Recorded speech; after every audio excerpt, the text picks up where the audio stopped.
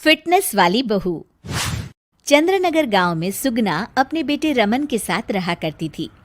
कुछ ही दिनों में उसकी शादी राधा नाम की एक लड़की से हो जाती है। राधा फिटनेस को लेकर बहुत ज्यादा सजग होती है और वो घर के बाकी लोगों को भी दिन भर फिटनेस टिप्स देती रहती है। बहू, आज तो मुझे आलू पूरी खिला दो। नहीं माँ जी, उसमें बहुत ज्यादा फैट और कोलेस्ट्रॉल होता है। आपको तो मैं आज प्रोटीन सलाद बनाकर खिलाऊंगी। कुछ दिनों तक तो सब ठीक लगता है, मगर धीरे धीरे सुगना और रमन दोनों ही राधा की इस आदत से परेशान होने लगते हैं। राधा, मैं मानता हूँ हमें फिटनेस के प्रति सजग रहना चाहिए, मगर बाकी की चीज़ें भी खानी उतनी ही ज़रूरी है। रोज़ रोज़ प्रोटीन सलाद थोड़ी ना खाया जाता है।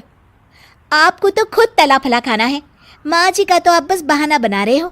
देखो जी, जो आप खाते हो आप वही बन जाते हो।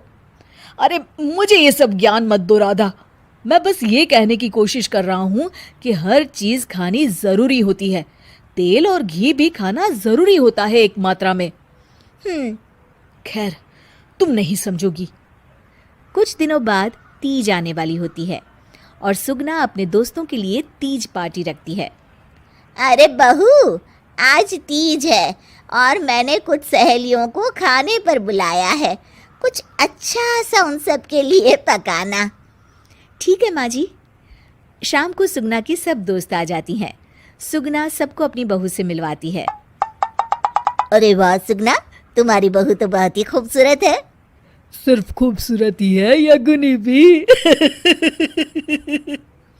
अरे नहीं नहीं, मेरी बहू बहुत ही संस्कारी है। घर का सारा काम भी खुद करती है। थोड़ी देर सब गप्पे मारते रहते हैं। फिर राधा टेबल पर खाना लगा देती है। खाना लगा दिया है मैंने, आप सब खा सकते हैं। सब लोग टेबल पर आते हैं। अरे ये सब क्या है? आंटी, ये पालक का सूप है और वो स्प्राउट सलाद। वो सब तो ठीक है बहू, मगर खाना कहाँ है? आंटी, यही खाना है, इससे हेल्थ भी बनी रहेगी और आप सबकी उम्र में तो यही खाना ठीक रहता है। हमारी उम्र मतलब? अरे हम कोई बुढ़िया थोड़ी ना हो गई हैं। अरे ओ सुगना, अगर खिलाना ही नहीं था तो हमको बुलाया ही क्यों? सब मूड खराब हो गया तीज के दिन। चलो यहाँ से। और ये सब बोलते हुए सब औरतें चली गई। अरे ऐसा क्यों किया राधा? मैंने बोला था ना कि कुछ अच्छा बनाना। तुम्हारे फिटनेस टिप्स हर जगह अच्छे नहीं लगते। आज तुम्हारी वजह से सब मुझे इतना सुना कर गई। जाओ, अब वो पालक सूप और सलाद खुद ही खाओ। उधर रमन भी राधा की इस आदत से बहुत परेशान हो जाता है, क्योंकि वो रोज उसके टिफिन में कोई ना कोई सलाद बनाकर देती और दाल देती। और एक शाम जब रमन ऑफिस से लौटता है तो अचानक गुस्से से आग बबूला हो जाता है। राधा, ओ राधा! आ रही हूँ, चिल्ला क्यों रहे हो? चिल्लाऊंगा ही ना, आज ऑफिस में मैं बेहोश हो गया था। अरे मगर क्यों? अरे तुम जो फिटनेस के नाम पर रोज ही सलाद और दाल देती हो ना, टिफिन में उससे मेरा पेट नहीं भरता और मुझे वीकनेस की वजह से चक्कर आ गए। मगर उसमें तो प्रोटीन होता है। हर चीज लिमिट में अच्छी लगती है राधा, चाहे वो फिर प्रोटीन ही क्यों ना हो। उसके अलावा भी सबकी मात्रा खाने में जानी चाहिए। मैं तो बस आप सबकी सेहत के लिए ये सब करती हूँ। अरे इतना भी मत करो, हमें खुला छोड़ दो थोड़ा।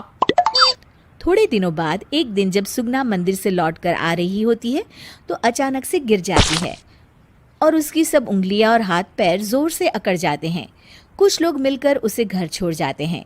घबराई हुई राधा तुरंत डॉक्टर को बुलाती है। डॉक्टर साहब, माँ जी को क्या हो गया है? इनका पूरा चेकअप करना होगा। वैसे तो मुझे लग रहा है कि इनको गठिया हुआ है, इतना तो पता चल रहा है। गठिया? बाप रे! हाँ, गठिया। इनके घुटनों और सभी जोड़ों में जो लचक, जो चलने फिरने के लिए ऑयल चाहिए ना, वो अब नहीं है। अरे कैसी बातें कर रहे हैं आप? मैं तो इनकी सेहत का बहुत ख्याल रखती हूँ। रोज प्रोटीन सलाद खिलाती हूँ और सूप भी। मतलब ये बिल्कुल भी ऑयल या घी नहीं खाती? नहीं नहीं। अरे कैसी बातें कर रही हैं आप?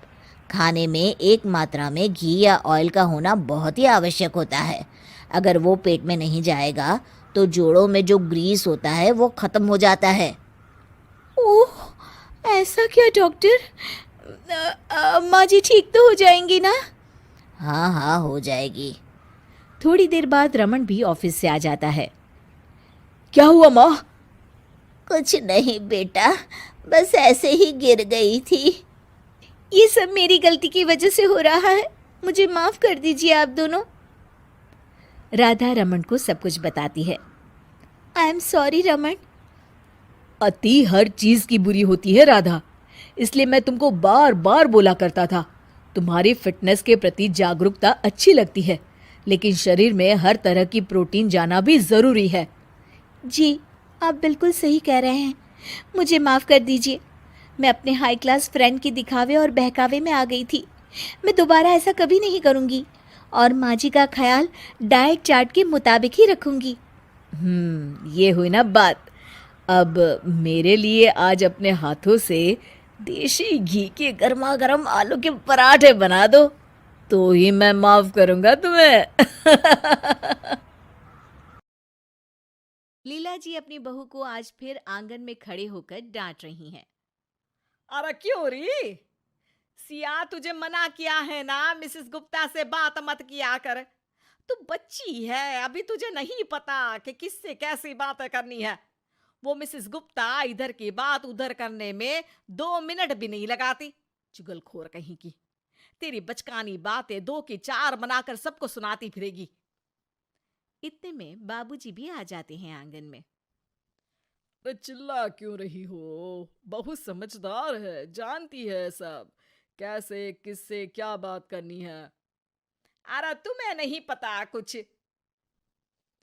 सुनते सुनते सिया जाती है और किचन से मेज पर लाकर नाश्ता लगाने लगती है। नाश्ता देखकर लीला जी फिर सुनाने लगती हैं। अरे फिर बना लिए ये नूडल्स और पास्ता। अरे तू बच्ची है बहू, पूरी बच्ची है। तुझे यही बच्चों वाली चीजें ही पसंद आती है।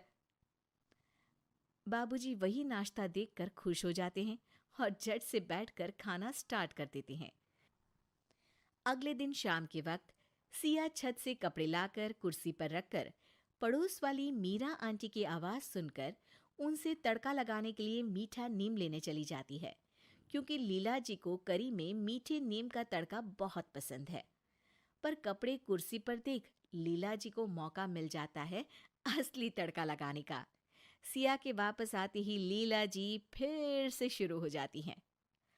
अरे कपड़े तय करके रखे जाते हैं और यहाँ हमारी बच्ची ने कुर्सी पर रख दिए। सब काम करने हैं पर बच्चों जैसे आधे अधूरे। पर माँ जी। अरे क्या हर वक्त बच्चों की तरह कभी मीरा के यहाँ कभी मिसेस गुप्ता के यहाँ घूमती रहती है? सिया उदास होकर अपने कमरे में चली जाती है और खुद से बातें करने लगती है। मैं तो माँ जी की पसंद का ख्याल रखकर ही मीरा आंटी के यहाँ गई थी। हर काम में हर जगह माँ जी को तो मैं बच्ची ही लगती हूँ। कब से सुन रही हूँ यही सब। लगता है माँ जी को पता नहीं है बच्चे होते कैसे हैं। बताना पड़ेगा। अगले दिन लीला जी का बर्थडे है और 60 साल की लीला जी बर्थडे पार्टी के लिए बड़ी उत्साहित है। अरे शाम को मेरी बर्थडे पार्टी है, सब मेहमान आ रहे हैं। सिया उसके लिए बड़ों की तरह तैयार होना। बच्ची तो तुम हो ही। बहुत अच्छे से सजूंगी माँ जी, बहुत अच्छे से। शाम होते ही मेहमानों का आना शुरू हो जाता है और सजी सवरी लीला जी बाबूजी के साथ सभी मेहमानों का स्वागत करती हैं। कुछ देर में सिया भी आ जाती है और सभी लोग सिया को देखकर हैरान हो जाते हैं। अरे बहू, ये क्या हुलिया बनाया है तूने? माँ जी, मैंने तो 2 टोटी बनाई। अच्छी लग रही है ना? अरे सिया, जाकर एक चोटी बनाकर आ। सब देख रहे हैं, हंसेंगे ना मुझ पर। मुझे डांटा माँ जी ने। बाबूजी देखो ना, मुझे डांटा। बाबूजी फोन पर बात करने का नाटक करके वहां से चले जाते हैं। लीला जी बहू से सबका ध्यान हटाने के लिए केक कट करने की बात करती हैं। अब आइए ना, केक कट करते हैं, आइए आइए सब। सब लोग केक की चारों ओर घेरा बनाकर खड़े हो जाते हैं। फिर सिया आती है। Side side side side uncle side, P P P P P P P. Siya जोर से तालियां बजाने लगती है और लीला जी के पास जाकर खड़ी हो जाती है। ये माँ जी का हैप्पी बर्थडे केक मिलेगा। आंटी आपको भी मिलेगा ऐसे, क्या देख रही हो? अरे सिया, भगवान के लिए चुप हो जा। क्यों, आज भगवान का भी बर्थडे है क्या? बाबूजी हैप्पी बर्थडे गाना शुरू कर देते हैं और लीला जी केक कट करती हैं। सिया झट से केक का पीस उठाकर लीला जी के चेहरे पर लगा देती है। हैप्पी बर्थडे माँ जी, माँ जी भूत बन गई। देखो सब देखो तो भूतनी। टमाटर डाल भूतनी। लीला जी पर सब हंसने लगते हैं और वो भागकर मुंह धोने चली जाती हैं। जब लीला जी वापस आती हैं तो सिया को फ्लोर पर लेटा हुआ पाती हैं। अरे सिया, क्या कर रही हो तुम ऐसे? इतनी देर में गाना बजने लगता है और सिया डांस करने लगती है। लीला जी जैसे तैसे सिया को उठाती हैं और साइड में ले जाती हैं। अरे सिया, सबके सामने ये क्या लगा रखा है तुमने? माँ जी पाउडर काजल, देखो मैं सुंदर। ये बोलकर सिया वहां से भागकर मिसेस गुप्ता के पास पहुंच जाती हैं। आंटी आंटी आप मिसेस गुप्ता हो ना? माँ जी बोलती है आपको इधर उधर सुनाना बहुत पसंद है। मेरे को भी पोएम सुनाने की है। लकड़ी की काठी टाटे पे गोला। अरे लीला, क्या है ये? इसलिए बुलाया क्या तुमने हमें? इतने में सिया शर्मा अंकल के पास पहुंच जाती है। अंकल आपके पेट को क्या हुआ? ये तो ढोलक के जैसा फूल गया है। आपके पेट में बेबी है क्या? टपक टप टप मस्त ढोल बजेगा। शर्मा जी ये सुनकर वहां से चले जाते हैं और सिया खाने की मेज पर बैठे मेहमानों के पास पहुंच जाती है और सबकी प्लेट से खाने लगती है। आंटी मेरे को गुलाब जामुन खाना है, लेकर आओ ना। तब से खा लियो, जाओ कच्ची। इतने में सिया को एक बच्चे के पास टेडी बेयर दिख जाता है और वो रोना शुरू कर देती है। टॉय टॉय मेरे को भी चाहिए। सिया जाकर उस बच्चे का टेडी बेयर खींचने लगती है और लेकर भाग जाती है। सभी मेहमान परेशान हो जाते हैं और लीला जी की इस शैतान बच्ची बहू से तंग आकर आधी पार्टी से ही चले जाते हैं। बस फिर पार्टी में बचते हैं सिया, लीला जी और बाबूजी। अरे बहू, हो गया या बाकी है कुछ? क्यों माँ जी, मैं तो बच्ची हूँ ना, आप ही तो बोलती है माँ जी। अरे समझ गई मैं, कोई बच्ची नहीं हो तुम। बड़ी समझदारी से ये समझाया है तुमने मुझे। सिया बाबूजी को हाई फाइव देती है और इतने में सिया के हस्बैंड श्याम आ जाते हैं और तीनों साथ में बोलते हैं, happy birthday. Happy birthday, happy birthday. वैसे सासू माँ, बुढ़ापे में भी लोग बच्चे जैसी ही हो जाते हैं ना, तो आप कितने साल की बच्ची हो गई? आला तो पता ले, मैं कोई बच्ची बच्ची नहीं हूँ।